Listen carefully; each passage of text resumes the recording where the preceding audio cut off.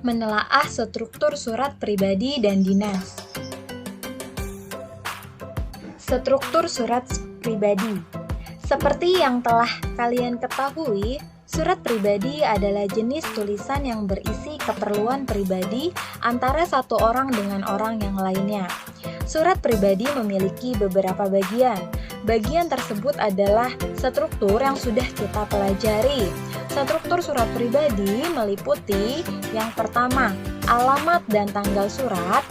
Yang kedua, pembuka surat atau salam pembuka. Yang ketiga, pendahuluan. Yang keempat, isi. Yang kelima, penutup surat. Dan yang terakhir adalah nama dan tanda tangan.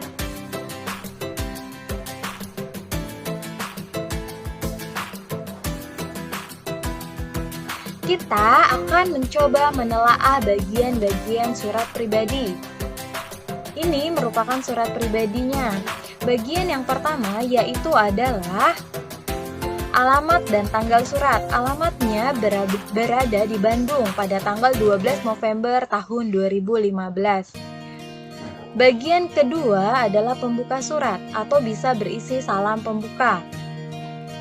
Bagian yang ketiga adalah pendahuluan.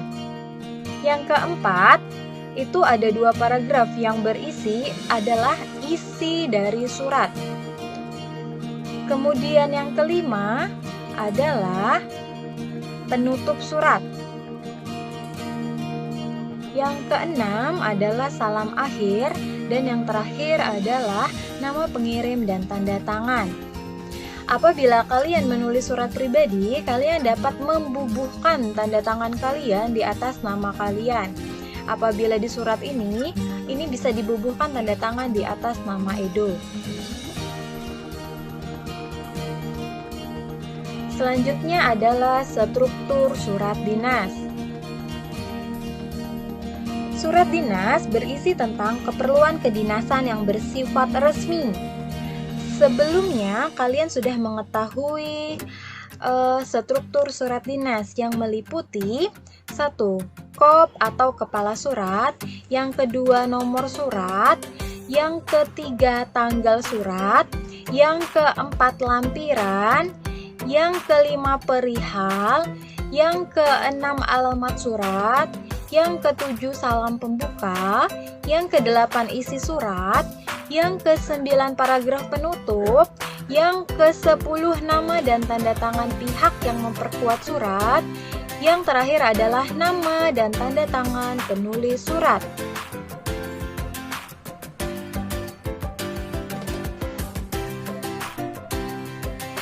Pengertian dari kop atau kepala surat. Fungsinya.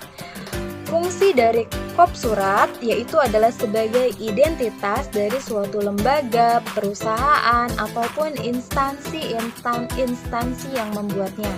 Biasanya, kop surat berisi logo, nama perusahaan atau lembaga atau instansi, alamat, nomor telepon, dan kontak yang dapat dihubungi. Pada kop surat juga bisa dimasukkan kode pos.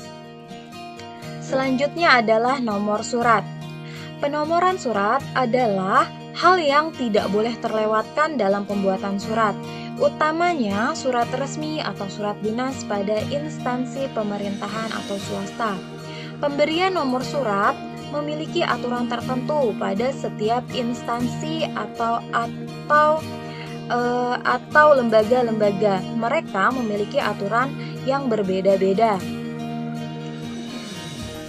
Fungsinya yaitu untuk mengetahui, mengkategorikan jenis surat, dan memudahkan bagian arsip melakukan arsip surat, serta memberikan kemudahan untuk mengurutkan nomor surat yang keluar. Selanjutnya adalah lampiran. Lampiran adalah suatu hal yang melengkapi surat yang berupa dokumen pendukung dan merupakan kesatuan dengan surat pengantarnya. Selanjutnya adalah perihal. Perihal berfungsi untuk memberikan petunjuk kepada penerima surat mengenai masalah pokok surat. Perihal biasanya merupakan tujuannya dibuat surat tersebut. Selanjutnya, kita akan mencoba menelaah bagian-bagian dari surat dinas. Ini merupakan surat dinasnya. Bagian pertama, kop atau kepala surat, berisi nama suatu instansi, yaitu adalah SMP Mutiara Ilmu. Instansinya Panitia Kegiatan Perkemahan Sabtu dan Minggu, Pramuka, SMP Mutiara Ilmu. Pada bagian kedua yaitu nomor surat. Nomor suratnya di sini memiliki aturan nomornya 00-K-UKS. Selanjutnya adalah tanggal surat. Dibuatnya tanggal surat ini pada tanggal 12 Januari 2021. Kemudian lampirannya. Lampirannya itu hanya ada satu berkas. Kemudian perihalnya, tujuannya dibuat surat ini adalah permohonan izin. Selanjutnya alamat surat. Surat ini ditujukan untuk siapa yang berada di mana. Surat ini ditujukan untuk wali murid Sila Putri yang berada di Koba. Kemudian salam penutup. Kemudian salam pembuka. Selanjutnya isi surat. Kemudian paragraf penutup, atau bisa juga berisi salam penutup. Kemudian nama dan tanda tangan yang memperkuat surat. Di sini yang memperkuat surat adalah kepala sekolah dari SMP Mutiara Ilmu 1 Koba. Selanjutnya yang membuat surat ini siapa? Yang membuat adalah Pak Hamim Pangestu yang merupakan ketua panitia penyelenggara kegiatan perkemahan Sabtu dan Minggu. Kemudian pada bagian ini bisa ditorehkan tanda tangan. Untuk bagian yang memperkuat yaitu kepala sekolah bisa disertai dengan capnya. Sekian materi menelaah struktur surat yang kita pelajari. Semoga dapat bermanfaat.